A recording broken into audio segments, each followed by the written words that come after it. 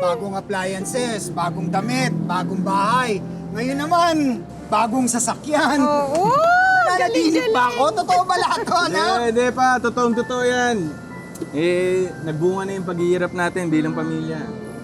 Ganun talaga, ito yung reward nun. Naku, di ba parang kailan lang mapuputulan tayo ng kuryente?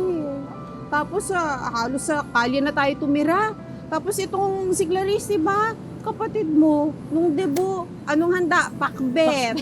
Masarap naman yung pakbet, Ma. Masarap naman, Masarap anak. Oo, pero talagang tignan mo naman, anak. Tinupad mo lahat ng pangako mo sa amin. Kaya maraming salamat.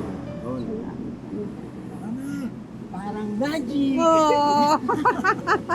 Higit pa sa magic ang tawag doon, God's miracle.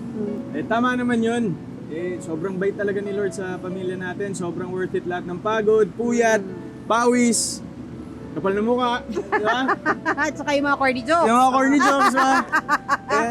Ang ibig sabihin lang nun, kapag mabuti kang tao, walang imposible sa'yo, lalo pag nangangarap ka.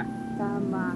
Anak, ayan, lahat ng pinangako mo sa amin talagang ginawa mo at tinupad mo.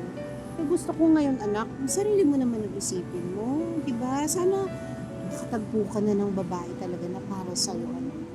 Yun nga, ma, gusto ko na nga rin para mabigyan ko na kayo ng apo. Ilan ba gusto nyo? Ay, ako! Gusto ko dalawa. Isang babae, isang lalaki. Ako, Oo. isang dosenang barako para isang basketball team. Ay, grabe Mas Mariosip, tinipid nyo pa, bakit di pa 16? Para yung isa, para kasama na, coach, dalawang team, may sarili na tayong liga. Buo na. Buo na, ma. Teka ba? Oy! Test drive mo na to. Let's go. Sakay kayo, sakay ko! Sakay. Ako dito. Yan pa, so. Tay, Yan, saksak yan. Dito ba to? May basketball ko. Yan, pinultang ko na yan pa. Ikaw? Ano, magkwentuhan na lang ba tayo dito? Paandarin nyo to. Hindi ka ba sasama? Hindi, puno na pa eh. Halika dito. Ako yung bumili, ako yung wala dyan eh. Ay, ako naman.